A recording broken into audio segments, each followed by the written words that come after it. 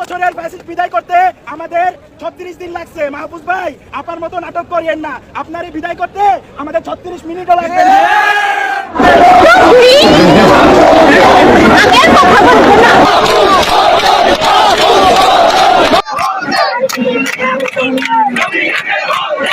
বুতুল মঞ্চে এবং বুতুল চত্বরে আমি নিজেকে মাস্টারমাইন্ড হিসেবে দাবি করলাম এবং এই বুতুল আমি মেরেছি। এই জন্য আমি অনুতপ্ত যে মাহফুজ আসলে মাথায় সমস্যা আছে।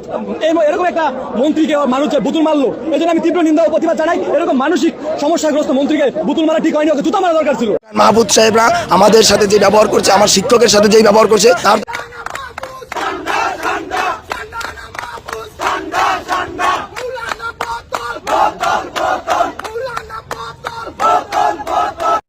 আসসালামু আলাইকুম।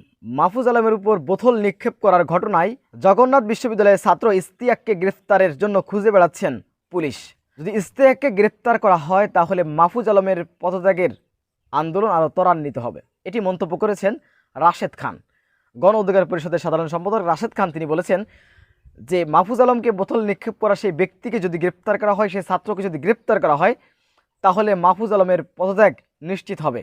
তো রাশেদ খান কি বলেছেন তার ফেসবুক পোস্টটি আপনাদেরকে মাঝে আমি শোনাবো। মাহফুজ আলমের উপর পানির বোতল নিক্ষেপের ঘটনায় জগন্নাথ বিশ্ববিদ্যালয়ের প্রথম বর্ষের শিক্ষার্থী ইশতিয়াক হোসেনকে পুলিশ গ্রেফতারের জন্য খুঁজতেছে। তাকে গ্রেফতারের সাথে সাথে মাহফুজ আলমের পদত্যাগের আন্দোলন আরও ত্বরান্বিত হবে। মাহফুজ আলমের নির্দেশে জবি শিক্ষক ও শিক্ষার্থীদের রক্তাক্ত করা হয়েছে। সুতরাং এই রক্তাক্তের ঘটনার আগে মামলা হতে হবে এবং নির্দেশদাতা উপদেষ্টা সহ হামলাকারী পুলিশদের আইনের আওতায় আনতে হবে।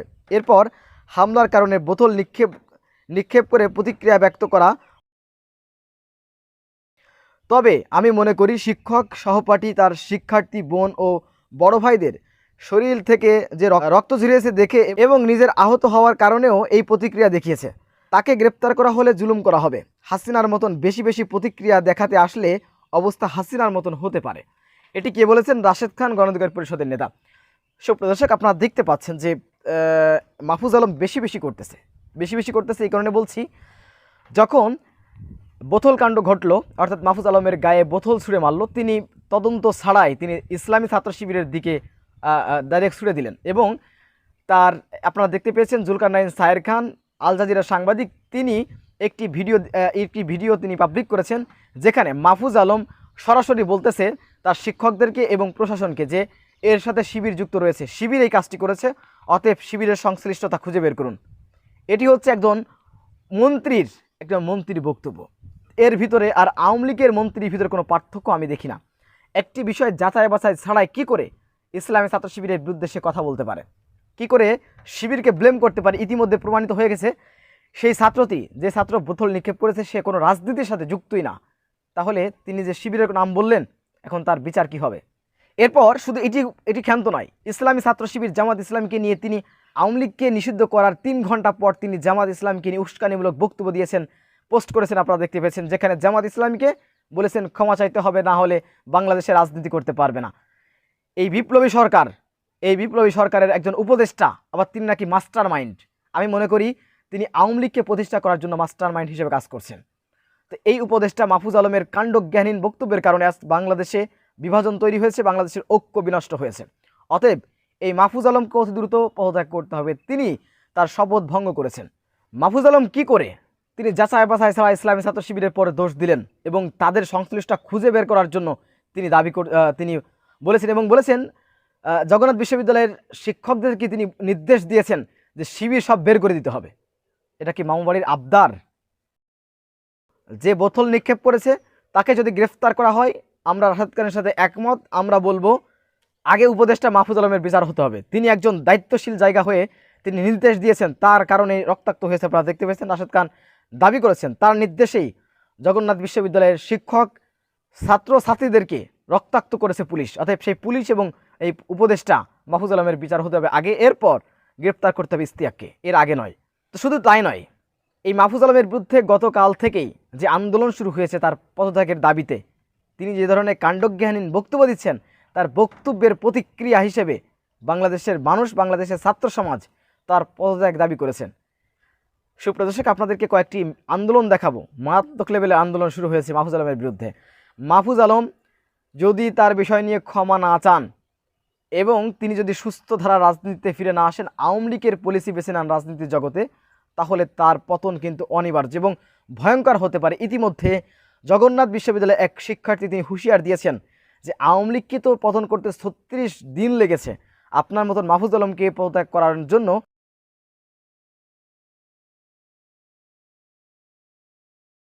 17 বছরের ফ্যাসিস্ট বিদায় করতে আমাদের 36 দিন লাগছে। মাহফুজ ভাই, আপনার মতো নাটক করিয়েন না, আপনারই বিদায় করতে আমাদের 36 মিনিটও লাগবে না। যখন শত শত মৃতদেহ রেখে মেট্রো রেল দেখতে গিয়েছিল, আপনিও শত শত শিক্ষার্থী শিক্ষক রেখে আপনার মাথায় বোতল নিয়ে আছেন।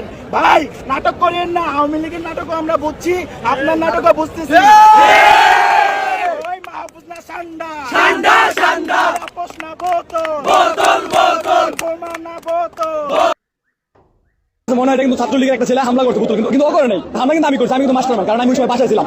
মাহফুজ যেমন কোটা সংস্কার আন্দোলনে ছিল না, ঘরে বসে থেকে নিজেকে মাস্টারম্যান দাবি করছে, আজকে এই বুতুল মঞ্চে এবং বুতুল চত্বরে আমি নিজেকে মাস্টারম্যান হিসেবে দাবি করলাম এবং এই বুতুল আমি মেরেছি। এই জন্য আমি অনুতপ্ত যে মাহফুজ আসলে মাথায় সমস্যা আছে। এরকম একটা মন্ত্রীকে মানুষ যে বুতুল মারলো, এই জন্য আমি তীব্র নিন্দা ও প্রতিবাদ জানাই। এরকম মানসিক সমস্যাগ্রস্ত মন্ত্রীকে বুতুল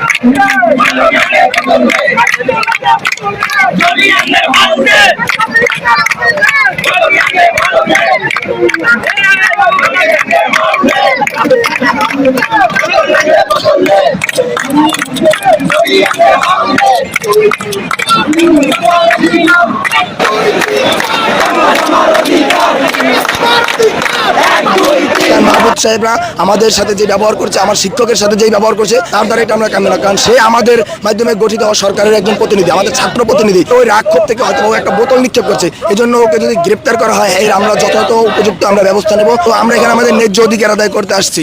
আমরা পুলিশের লাঠিচার্জ এবং টিয়ার শেল গ্যাস বলেন, কাঁদানি গ্যাস বলেন, এগুলো আমাদের শিক্ষকদের উপরে, আমাদের শিক্ষার্থীদের উপরে নিক্ষেপ করা হয়েছে। যে সে আমাদের ভার্সিটির জুনিয়র, মানে ও ক্যাম্পাসে আসতে পারে নাই, 6 মাস হয়েছে। তো এত কিছু তার ও বুঝে না, কারণ এইসব আমাদের ভার্সিটিতে ম্যাক্সিমাম পোলাপানি আসে গ্রাম থেকে। তো আমরা এখানে আমাদের ন্যায্য অধিকার আদায় করতে আসছি। তো অধিকার আদায় করতে আসছে আমরা পুলিশের লাঠিচার্জ এবং টিয়ার শেল গ্যাস বলেন, কাঁদানি গ্যাস বলেন এবং রাবার বুলেট এবং আপনার টিয়ার শেল, এগুলো আমাদের শিক্ষকদের উপরে, আমাদের শিক্ষার্থীদের উপরে নির্যাতন আর কি নিক্ষেপ করা হয়েছে। তো সেক্ষেত্রে ওই রাক্ষোভ থেকে হয়তো একটা বোতল নিক্ষেপ করছে, এই জন্য ওকে যদি গ্রেপ্তার করা হয়, এর আমরা যথাযথ উপযুক্ত আমরা ব্যবস্থা নেব এবং আমরা গণ এবং ক্রমে আন্দোলন করে তুলবো। আমরা কোনোভাবেই আমার ছোট ভাই, যে আমার ক্যাম্পাসের ছোট ভাই হোক, যে কোনোভাবে কাউকে গ্রেপ্তার করতে দেবো না এই সরকারকে। কারণ মাহফুজ সাহেবরা আমাদের সাথে যে ব্যবহার করছে, আমার শিক্ষকের সাথে যেই ব্যবহার করছে, তার দ্বারা এটা আমরা কাম্য না। কারণ সে আমাদের মাধ্যমে গঠিত সরকারের একজন প্রতিনিধি, আমাদের ছাত্র প্রতিনিধি। তো আমাদের শিক্ষকদের সাথে, আমাদের ছাত্রদের সাথে তার যে মানবিক আচরণ করার কথা ছিল, ন্যূনতম যে একটা সম্মানবোধ আমার শিক্ষককে দেওয়া ছিল, সেটুকু পর্যন্ত সে দেয় নাই।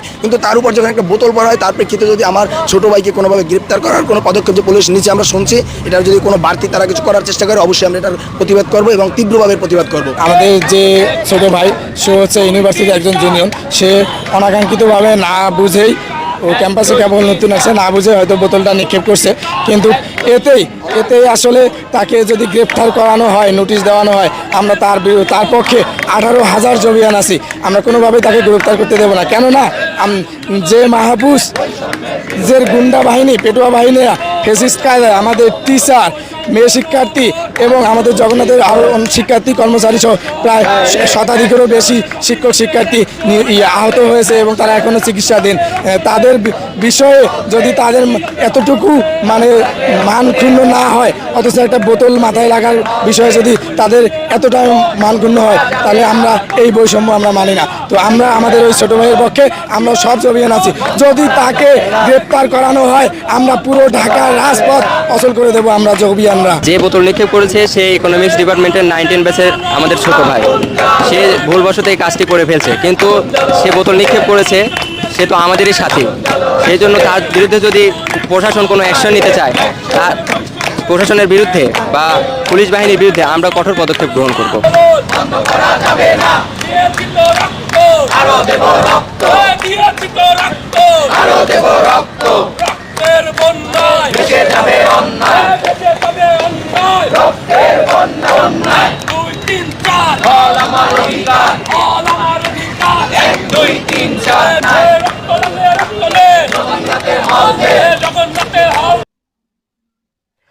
সুপ্রিয় দর্শক, বিষয়টি আপনারা কিভাবে দেখেন অবশ্যই আপনাদের মূল্যবান মন্তব্য কমেন্ট বক্সে জানাবেন। সবসময় সত্য নির্ভেজাল তথ্য পেতে স্বাধীন Bangla TV YouTube channel subscribe করে আমাদের সাথে থাকুন। আসসালামু আলাইকুম রহমতুল্লাহি ওয়া বারাকাতুহু।